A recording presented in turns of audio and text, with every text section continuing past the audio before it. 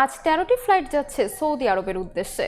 রাজধানীর আশকোনা হজ ক্যাম্প থেকে যুক্ত হচ্ছেন সহকর্মী শফিকুজ্জামান রুবেল। বিস্তারিত জানবো তার কাছ থেকে।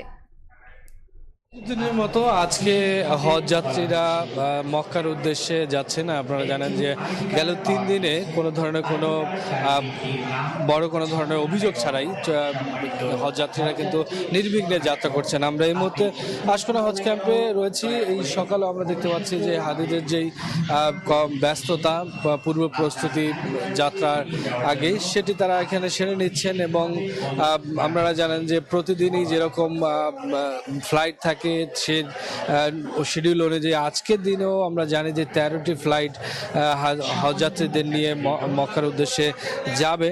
এর আগে যদি একটু জানিয়ে রাখি যে গেল 3 দিনে যে 3টি ফ্লাইট গিয়েছে সে 3টি ফ্লাইটে এখন পর্যন্ত 12,500 হজযাত্রী তারা কিন্তু ইতিমধ্যেই সৌদি আরব চলে গিয়েছেন। আপনারা জানেন যে 3টি এয়ারলাইন্সে মূলত এই হজযাত্রীরা যাচ্ছেন। বাংলাদেশ বিমান,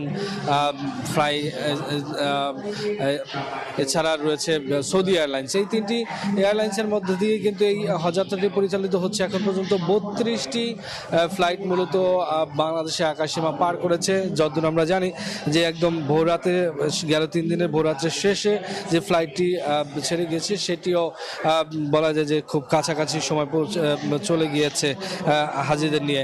সার্বিক পরিস্থিতি যদি বলি, হজ ক্যাম্পের গেল 3 দিনে আমরা যেটা লক্ষ্য করেছি যে এখানে গেল কয়েক বছরের তুলনায় এবারের যারা হাজিরা তারা কিন্তু তাদের যে বোর্ডিং পাস, তাদের যে ভিসা সংক্রান্ত কাগজপত্র এবং তাদের যে সামগ্রিক যে প্রক্রিয়াগুলো সেগুলো নিয়ে তারা সন্তুষ্টি প্রকাশ করেছেন। এর আগে আমরা কয়েকবার দেখেছিলাম যে নানান জটিলতার কারণে অনেকে যেতে পারে না বা অনেকে ফ্যামিলির একাধিক সদস্য একসাথে যাত্রা করে কিন্তু যা কাগজ জটিলতার কারণে সেটি হয় না। কিন্তু এবার অগ্রিম অনেকেই ভিসা পেয়ে গেছেন, এই কারণে সেই জটিলতা কিন্তু এখন পর্যন্ত চোখে পড়েনি এবং কর্তৃপক্ষ আমাদের বলেছেন যে তারা এই বিষয়গুলো মাথায় রেখেই মূলত অগ্রিম যে ভিসা সে ভিসার ব্যবস্থা করেছেন এবং আমরা দেখেছি যে ইমিগ্রেশনের যে বিষয়টি সেটিও খুব দ্রুতই সেরে ফেলতে পারছেন। সেজন্য নির্বিঘ্নেই যাত্রা করছেন এখন পর্যন্ত হাজিরা।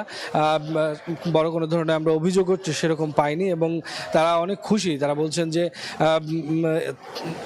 এই যাত্রাটা নির্বিঘ্ন হওয়ার কারণে পূর্ব প্রস্তুতি হিসেবে হজের সেগুলো যখন খুব সুশৃঙ্খলভাবে হয় তখন পুরো হজের যেই প্রক্রিয়া সেটিও খুব সুন্দরভাবে কাটে এবং সকলেই বেজায় খুশি এবং তারা দেশ ও জাতির জন্য যেমন দোয়া করবেন, পাশাপাশি তারা বলছেন যে তারা যেরকম খুব সুন্দরভাবেই ভিসা থেকে শুরু করে ইমিগ্রেশন সব কাগজপত্র খুব সুন্দরভাবেই পাচ্ছেন, তেমনি এই পুরো মাস জুড়ে যেই হজের যেই যাত্রাটা থাকবে সেই পুরো মাস জুড়েই যাতে কোনো ধরনের ভোগান্তি না থাকে, কোনো এজেন্সির কোনো ধরনের ভুল ত্রুটির কারণে কারো যাতে যাত্রা বিঘ্নিত না ঘটে সেদিকে কর্তৃপক্ষের নজর দেওয়ার জন্য সকল হাজিরা সেই কথা বলছেন। তো সব মিলিয়ে আশকোনা হজ ক্যাম্প থেকে এই ছিল এই মুহূর্তে।